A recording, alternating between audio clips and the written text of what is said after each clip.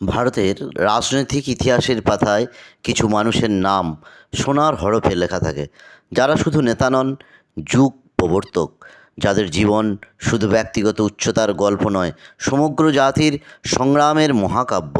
Doctor Shyamaprasad Mukherjee সেই বিরল ব্যক্তিত্বদের একজন, যার নাম উচ্চারণ করলে আজও বুকের ভেতর কোথাও একটা স্পন্দন জেগে ওঠে। আজও মনে হয় যেন অদৃশ্য কোনো শঙ্খধ্বনি বাজে। ডক্টর শ্যামাপ্রসাদ ছিলেন একাধারে মনীষী, শিক্ষাবিদ, আইনজীবী, রাজনীতিবিদ এবং এক অদম্য দেশপ্রেমিক।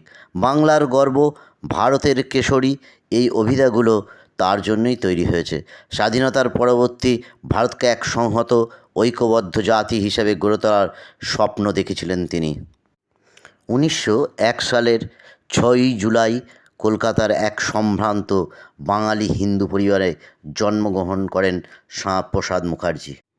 পিতা বাংলার বাঘ আশুতোষ মুখোপাধ্যায়ের মহান আদর্শ এবং মা যোগমায়া দেবীর অকুণ্ঠ স্নেহ, এই দুইয়ের মেলবন্ধনে তৈরি হয়েছিল শ্যামাপ্রসাদের মানস।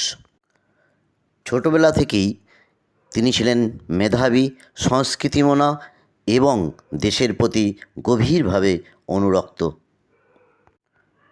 1921 সালে কলকাতা বিশ্ববিদ্যালয় থেকে ইংরাজি সাহিত্যে স্নাতক হন তিনি, সর্বোচ্চ নম্বর পেয়ে। এরপর আইন বিষয়ে পড়াশুনো করেন।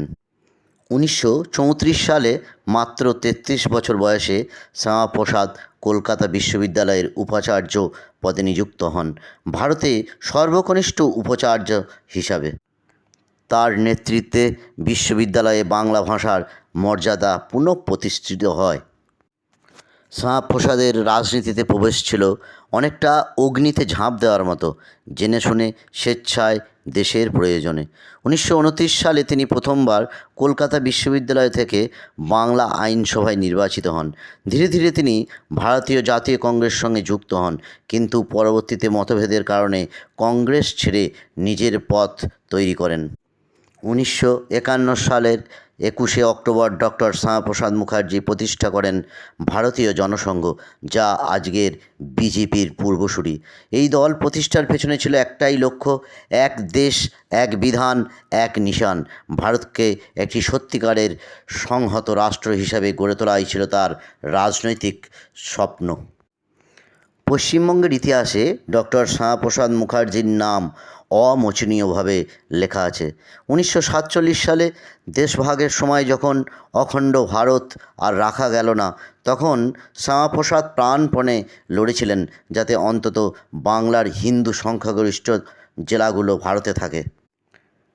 তিনি মূলত বাংলা ভাগের দাবিতে সোচ্চার হন এবং এই দাবি রূপায়ণে সক্রিয় ভূমিকা নেন। 1947 সালের 20শে জুন বাংলা বিধানসভায় বাংলা ভাগের প্রস্তাব পাশ হয়। এর পেছনে শ্যামাপ্রসাদের অক্লান্ত প্রচেষ্টা ছিল। পশ্চিমবঙ্গ নামক এই ভূখণ্ড ভারতের অংশ হিসাবে রক্ষা পায় তারই অদম্য লড়াইয়ের ফলে। শ্যামাপ্রসাদ মুখার্জি না থাকলে আজকের কলকাতা, আজকের পশ্চিমবঙ্গ হয়তো পাকিস্তানের অংশ হয়ে যেত। এটা অনস্বীকার্য যে পশ্চিমবঙ্গ প্রতিষ্ঠায় তার ভূমিকা ছিল অত্যন্ত গুরুত্বপূর্ণ। কলকাতাকে পাকিস্তানের হাত থেকে রক্ষা করার যে লড়াই তিনি করেছিলেন, সেই লড়াইয়ের কথা প্রতিটি বাঙালির মনে রাখা উচিত। শ্যামাপ্রসাদের জীবনের সবচেয়ে নাটকীয় অধ্যায় হলো কাশ্মীর প্রসঙ্গ। স্বাধীনতার পর জম্মু ও কাশ্মীরে প্রবেশের জন্য আলাদা পারমিটের ব্যবস্থা চালু ছিল, যা শ্যামাপ্রসাদের কাছে ছিল ভারতের ঐক্যের পরিপন্থী।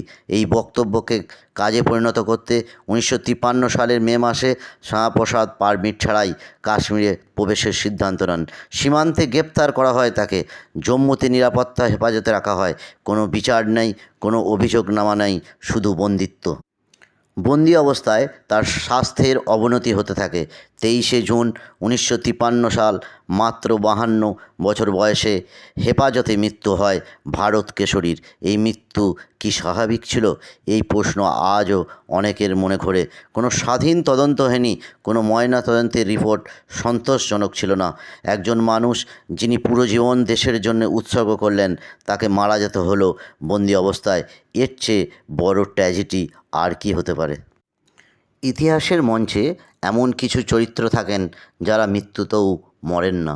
তারা বেঁচে থাকেন প্রজন্মের পর প্রজন্মের হৃদয়ে, তাদের কাজের মধ্যে, তাদের স্বপ্নের উত্তরাধিকারে।